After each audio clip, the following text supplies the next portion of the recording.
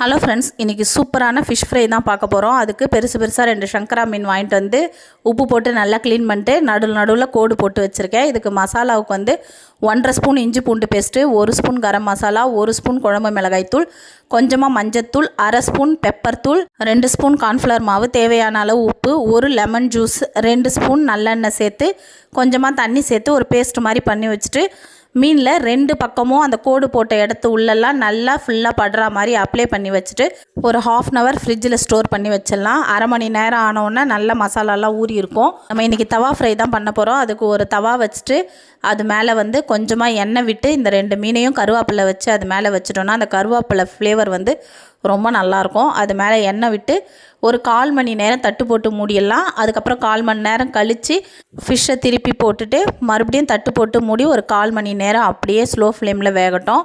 அதுக்கப்புறம் 2 பக்கமும் சூப்பராக வெந்து வந்துடும். அவ்வளோதான், சூப்பரான ஃபிஷ் ஃப்ரை ரெடி ஆகிடும்.